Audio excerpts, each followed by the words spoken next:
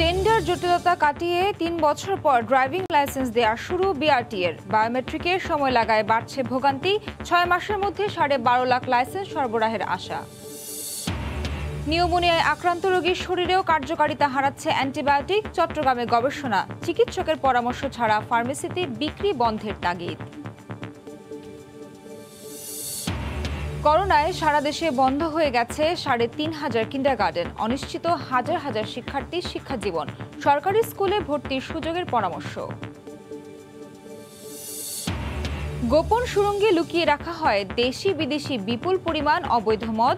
রাজধানীর শাহবাগে পিকক হোটেলে র্যাবের অভিযান, আটক ৩।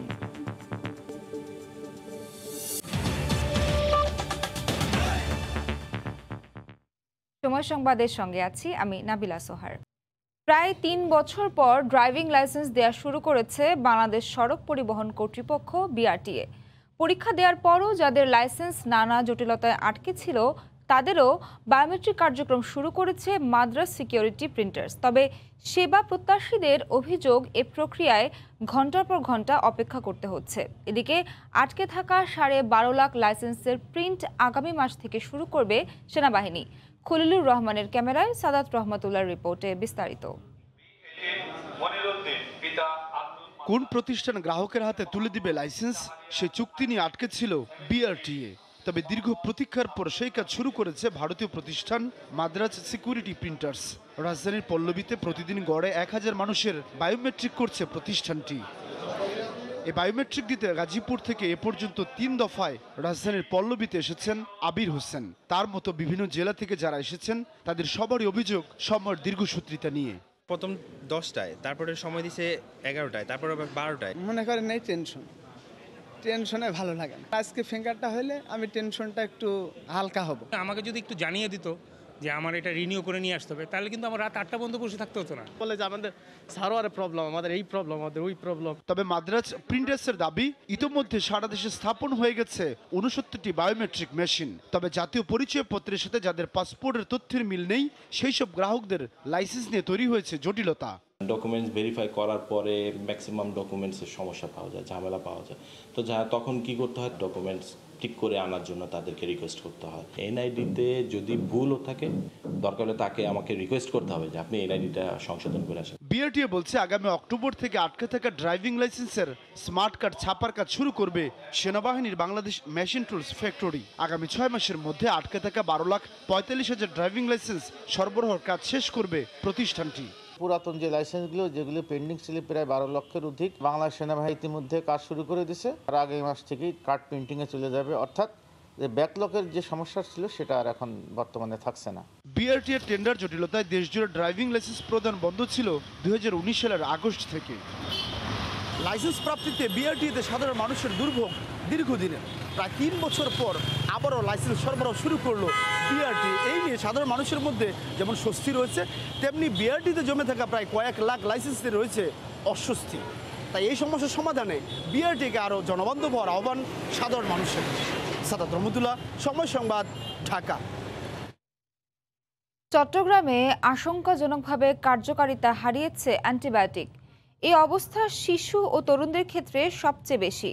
চট্টগ্রাম বিশ্ববিদ্যালয় এবং মা ও শিশু হাসপাতালের গবেষণা বলছে, প্রতি ৪ জন নিউমোনিয়া আক্রান্ত পুরুষের মধ্যে ৩ জনের ক্ষেত্রেই অ্যান্টিবায়োটিক ছিল অকার্যকর।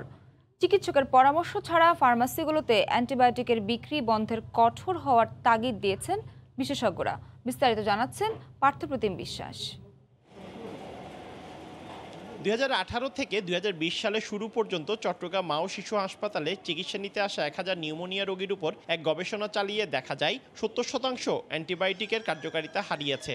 সবচেয়ে বেশি অকার্যকর দেখা গেছে নবজাতক, শিশু ও তরুণদের মধ্যে। প্রতি ৪ জন নিউমোনিয়া আক্রান্ত পুরুষের মধ্যে ৩ জনের ক্ষেত্রেই অ্যান্টিবায়োটিক ছিল অকার্যকর। ১,০০০ রোগীর মধ্যে ৯% শরীরে নিউমোনিয়ায় ব্যবহৃত কোনো অ্যান্টিবায়োটিকই কাজ করেনি। আবার নবজাতক ও শিশুদের ক্ষেত্রে ১৩% শরীরে কোনো অ্যান্টিবায়োটিক কাজ করেনি। হাসপাতালে ভর্তি হওয়া রোগীদের মধ্যে এ হার ছিল সবচেয়ে বেশি।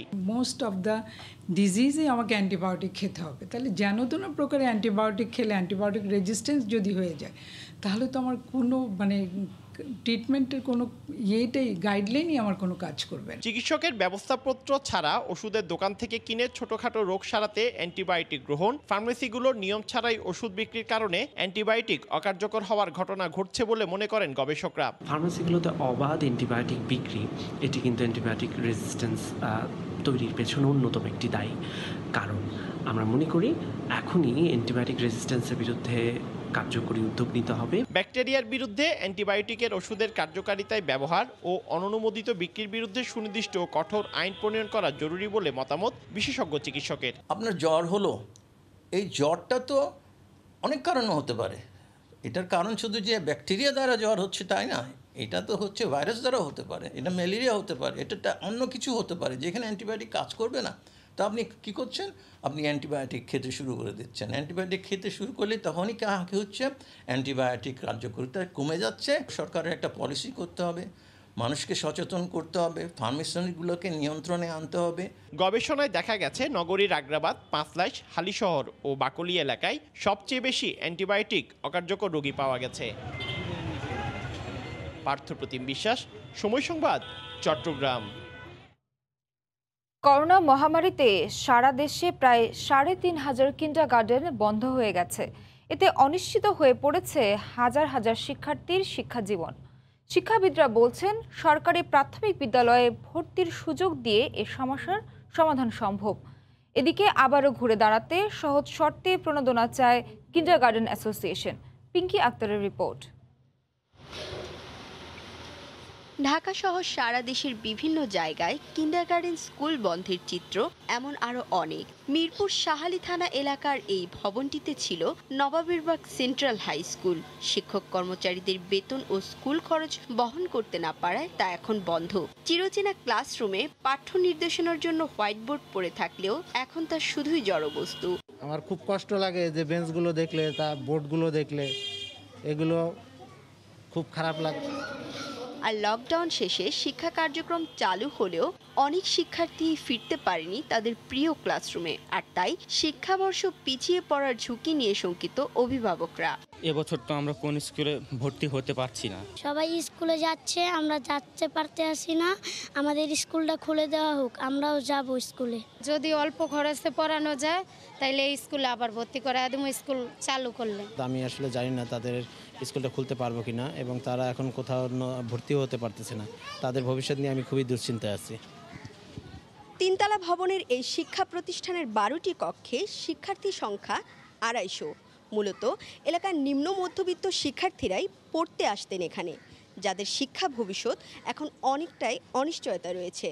কিন্ডারগার্টেন অ্যাসোসিয়েশনের দাবি দেশে প্রাক প্রাথমিকের 30% শিক্ষার্থী কিন্ডারগার্টেনের। আর তাই দেশের শিক্ষার হার ও মান ধরে রাখতে এবং বেকার সমস্যা মোকাবেলায় সহজ শর্তে সরকারি প্রণোদনা পেলেই আবারও ঘুরে দাঁড়াবে এসব প্রতিষ্ঠান।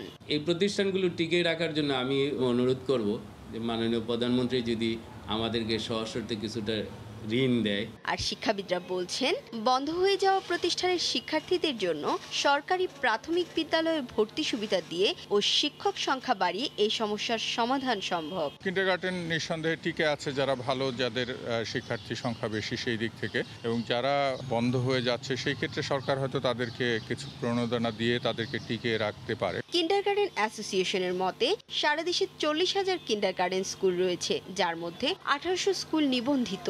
এসব প্রতিষ্ঠানে শিক্ষার্থীর সংখ্যা প্রায় 75 লাখ।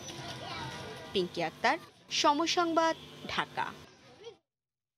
সময় সংবাদে আরও থাকছে, আসছে শারদীয় দুর্গোৎসব। মণ্ডপে মণ্ডপে প্রতিমা তৈরিতে ব্যস্ত শিল্পীরা, স্বাস্থ্যবিধি রক্ষায় তৎপর প্রশাসন।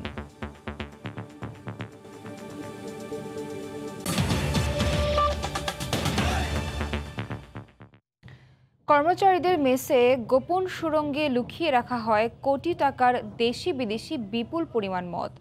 রাজধানীর শাহবাগে পিকক হোটেলে অভিযান চালিয়ে এমন সুড়ঙ্গের খোঁজ পায় র্যাব। এ ঘটনায় 3 জনকে আটক করা হয়েছে। রাজধানীর শাহবাগে পিকক হোটেল লিমিটেডের নিচে বানানো হয়েছে গোপন সুড়ঙ্গ। তবে তা মানুষ চলাচলের জন্য নয়, বরং অবৈধ মদ লুকিয়ে রাখার জন্য। এছাড়াও আরেকটি গোপন গোডাউন করা হয়েছে এই হোটেলের 4 তলার কর্মচারীদের থাকার কক্ষের পাশে। লুকোনো ছোট্ট একটি দরজার সন্ধান পাওয়ার পর তল্লাশি চালালে মেলে দেশি বিদেশি একের পর এক মদ ও বিয়ারের কেস।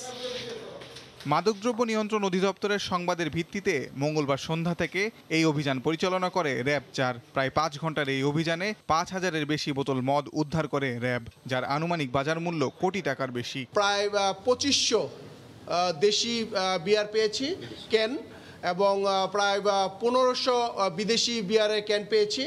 আমরা 700 বোতল বিদেশি মদ পেয়েছি এবং 600 বোতল দেশি মদ পেয়েছি। তাদের যে আমদানি রপ্তানি কাগজপত্র রয়েছে কিনা সেটা যাচাই বাছাই করা হবে। এখন পর্যন্ত আমাদের দুপাশে যেগুলো রয়েছে এগুলো হচ্ছে আমরা প্রাথমিকভাবে জব্দ করেছি। র্যাব জানায় পিকক হোটেলের 3 তলা পর্যন্ত বৈধ বার পরিচালনা করার লাইসেন্স রয়েছে। তবে অবৈধ মদ রাখার জন্য অতিরিক্ত একটি ফ্লোর এবং সুড়ঙ্গের ব্যবহার করে আসছিল হোটেল কর্তৃপক্ষ। নিচতলা, দোতলা এবং 3 তলা এই 3টি স্পট বারের অনুমোদন ছিল। যাদের মাদক লাইসেন্স নেই বা যারা অনেক ক্ষেত্রে বাসায় মদ্যপান করেন বা বাসায় বিভিন্ন বার পরিচালনা করেন, এইসব জায়গায় এখান থেকে বিভিন্ন সময় মদ পাঠানো হয়েছে। এই ঘটনায় সুড়ঙ্গের তত্ত্বাবধানে থাকা 3 জনকে আটক করেছে র্যাব। হোটেল মালিকের কাছে সদুত্তর না পেলে পরবর্তীতে আইনগত ব্যবস্থা এবং হোটেলটি সিলগালা করার সিদ্ধান্ত আসতে পারে বলেও জানিয়েছে র্যাব। তাজওয়ার মাহমিদ, সময় সংবাদ, ঢাকা। কক্সবাজারের রোহিঙ্গা শিবিরে উদ্বেগজনক হারে বাড়ছে অপহরণ ও মুক্তিপণের ঘটনা। চলতি বছরে ক্যাম্পে অপহরণের ঘটনা 150-এরও বেশি। টাকা না পেলে হত্যাও করছে অপরাধীরা। আইনশৃঙ্খলা বাহিনী তদন্তে রোহিঙ্গা সন্ত্রাসীদের সাথে স্থানীয় অপরাধীদের জড়িত থাকার প্রমাণ মিলেছে। আরও জানাচ্ছেন সুজাউদ্দিন রুবেল। টেকনাফের বাহারছড়ার অটোরিকশা চালক মাহমুদুল করিম গেল 31 জুলাই তাকে অপহরণ করে রোহিঙ্গাদের একটি গ্রুপ। এরপর 50,000 টাকা মুক্তিপণ দিয়েও তিনি ছাড়া পাননি। তার মৃতদেহ পাওয়া যায় 11ই আগস্ট। চলতি বছরের জানুয়ারি থেকে এই পর্যন্ত রোহিঙ্গা ক্যাম্পগুলোতে অপহরণের ঘটনা ঘটেছে 150-এরও বেশি। ক্যাম্পে অপহৃতদের জিম্মি করে আদায় করা হচ্ছে মোটা অঙ্কের টাকা।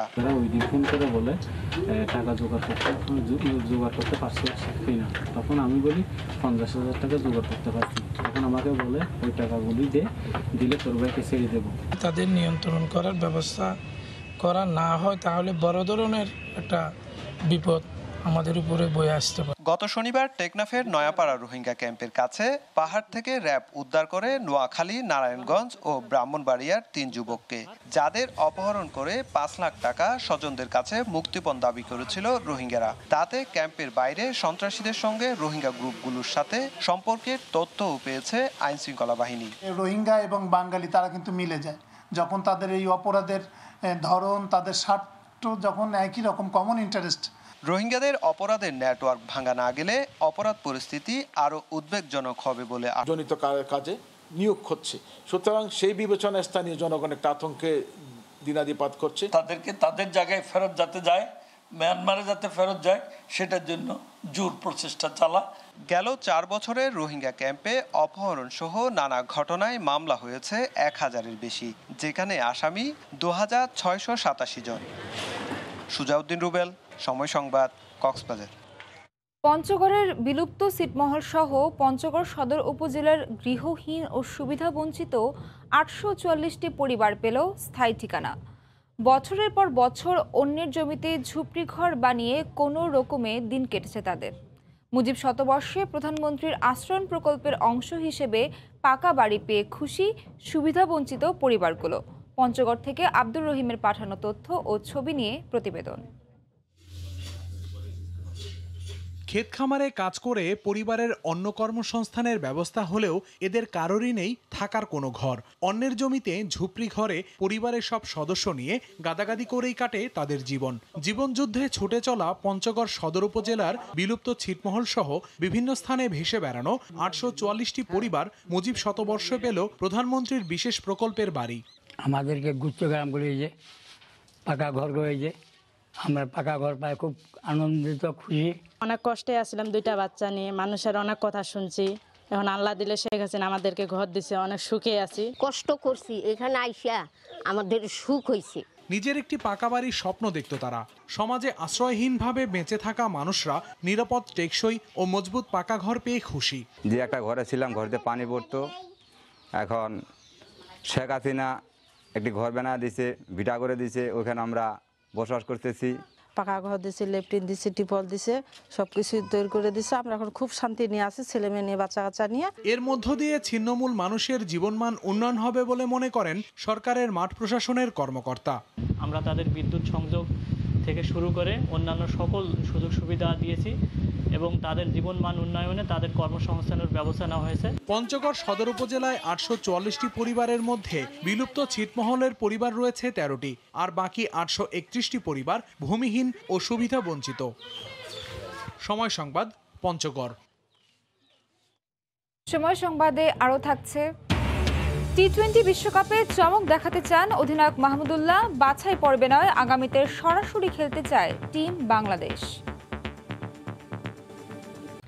রাঙামাটির দুর্গম এলাকায় দ্বিতীয় দিনের মতো চলছে গণটিকা কার্যক্রম। এই মুহূর্তে রাঙামাটি সদরে আছেন সহকর্মী হেফাজত সবুজ। সরাসরি যুক্ত হচ্ছি তার সঙ্গে। সবুজ, কালকে আসলে বাংলাদেশের মাননীয় প্রধানমন্ত্রীর জন্মদিন উপলক্ষে বিশেষ গণটিকা কার্যক্রম সারা দেশে কার্যক্রম চলেছে, রাঙামাটিতেও সেই কার্যক্রম চলেছিল। কিন্তু সরকারের পক্ষ থেকে বলা হয়েছিল যে পার্বত্য জেলাসমূহে যেহেতু দুর্গম এলাকাগুলো রয়েছে, এই দুর্গম এলাকায় বিশেষ বিবেচনায় আজকেও গণটিকা কার্যক্রম চলবে। সেই হিসেবে আমরা সিভিল সার্জন অফিসের সঙ্গে যোগাযোগ করে আমরা যেটা জানতে পেরেছি সেটা হলো রাঙামাটির বাগাইছড়ি, লংগদু, জুরাছড়ি, বিলাইছড়ির যেসব দুর্গম এলাকা রয়েছে সেসব দুর্গম এলাকাগুলোতে আজকে সকাল 10টা থেকে গণটিকার কার্যক্রম চলেছে এবং আগামী কালও তারা যদি প্রয়োজন হয় এই ধরনের গণটিকা কার্যক্রম পরিচালনা করবেন বলে আমাদেরকে নিশ্চিত করেছেন। এখানে গতকালকের টিকার যদি একটি হিসাব আমি বলতে চাই, তাহলে গতকালকে মোট এই গণটিকার আওতায় এসেছে হলো যে 28,000 মানুষকে গণটিকা প্রদান করা সম্ভব হয়েছে। এছাড়াও যে দুর্গম এলাকাগুলো আছে সেই সব দুর্গম এলাকাগুলোতে আসলে পৌঁছাতে পারেনি। যেমন লংগদু উপজেলার গুরুছুটাং নামে একটি পাহাড় আছে, যে পাহাড়ে প্রায় 200 নৃগোষ্ঠীর একটি জনগোষ্ঠী বসবাস করে। তাদের এখানে কোনো প্রকার টিকা এখনও পৌঁছানো সম্ভব হয়নি। কিন্তু আমাদেরকে লংগদু উপজেলার যে স্বাস্থ্য কর্মকর্তা আছে তিনি আমাদেরকে জানিয়েছেন যে আজকে বা আগামীকালের মধ্যে সেই পাহাড়ে, দুর্গম পাহাড়েও গণটিকার কার্যক্রমটা তারা শুরু করবেন এবং ওই এলাকার মানুষগুলোকে সেই গণটিকার আওতায় নিয়ে আসবেন। এখন রাঙামাটির সার্বিক যদি আমি টিকার কর্মসূচির কথা বলি, তাহলে রাঙামাটি 2011 সালের আদমশুমারি অনুপাতে 6 লাখ লোকের মধ্যে এখন 1,87,000 প্রথম ডোজ কমপ্লিট করেছেন এবং 1,12,460 জন মানুষের দ্বিতীয় ডোজ সম্পন্ন হয়েছে। এই ছিল রাঙামাটির টিকা কার্যক্রমের সর্বশেষ। রাঙামাটির দুর্গম এলাকা থেকে গণটিকা কার্যক্রমের সবশেষ জানাচ্ছিলেন সহকর্মী হেফাজত সবুজ। আর কিছুদিন পরই শারদীয় দুর্গোৎসব।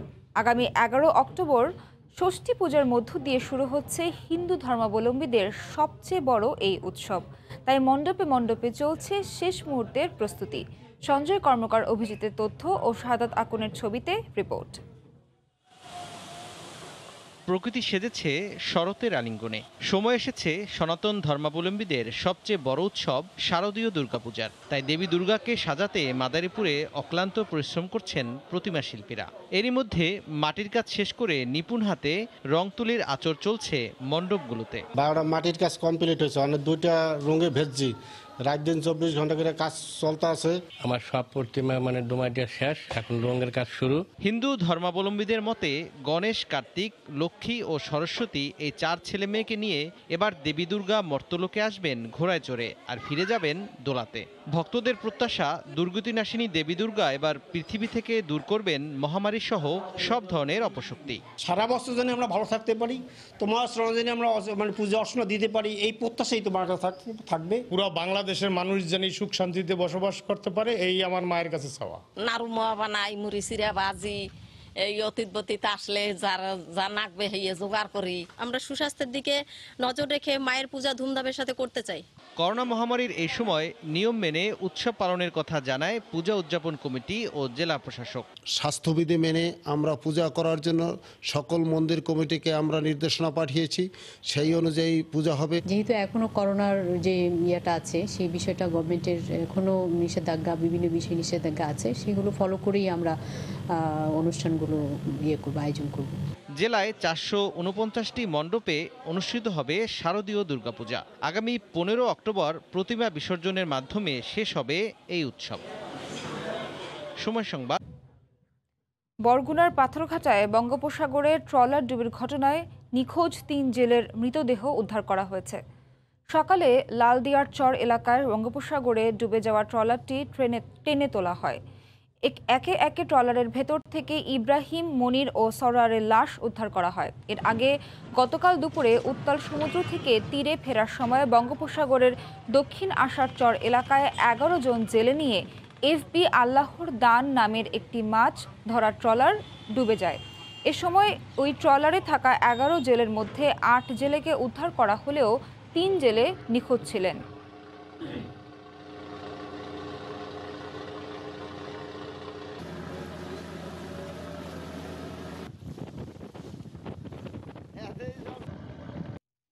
টি-20 বিশ্বকাপে আর বাছাই পর্বে নয়, আগামীতে সরাসরি খেলতে চায় বাংলাদেশ ক্রিকেট দল।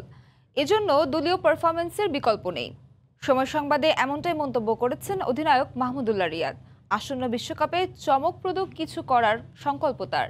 অধিনায়ক মাহমুদুল্লাহ রিয়াদের 2 পর্বের সাক্ষাৎকারের প্রথম পর্বে বিস্তারিত থাকছে হুমায়ুন কবির রোজের রিপোর্টে। No comments on that.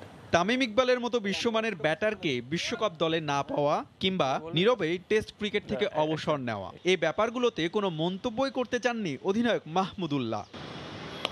কারণ মাঠের বাইরে সব ঘটনা ছাপিয়ে রিয়াদের মনোযোগ বিশ্বকাপের মঞ্চে। লক্ষ্য পরিষ্কার না করলেও আছে একটা সংকল্প। লাস্ট 3টা সিরিজ আমাদের বেশ ভালোই আমরা সিরিজগুলো জিতেছি এবং সেটার আত্মবিশ্বাসটা আমার মনে হয় কাজে আসবে এই ওয়ার্ল্ড কাপে। যেই গোলটা আছে এটা আমাদের টিমের ভিতরেই আছে এবং I don't want to express it at the moment. ইনশাল্লাহ যখন আমরা সেই গোলটা অ্যাচিভ করব, ইনশাল্লাহ আমি আপনাকে জানাবো। অস্ট্রেলিয়া নিউজিল্যান্ডের বিপক্ষে সিরিজ জয়ের পরেও বাংলাদেশ দলের সাফল্য নিয়ে উঠেছে প্রশ্ন, বিশেষ করে মিরপুরের উইকেট।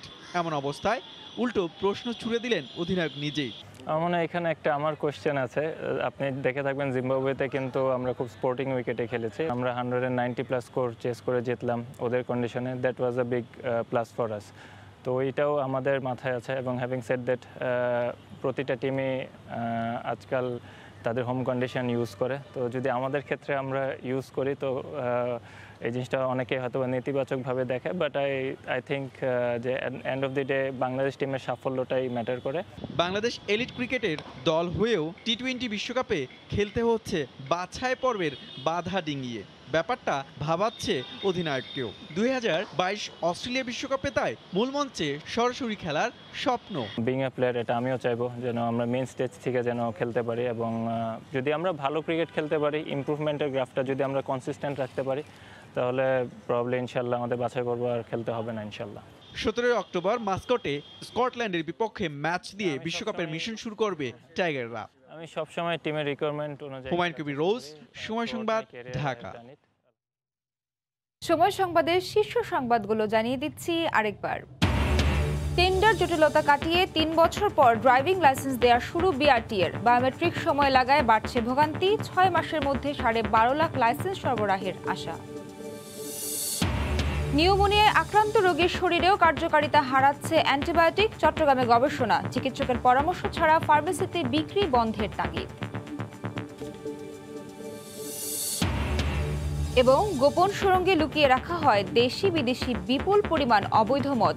রাজধানীর শাহবাগে পিকক হোটেলে র্যাবের অভিযান, আটক 3। এই ছিল সময় সংবাদে, সঙ্গে থাকুন সময়ের।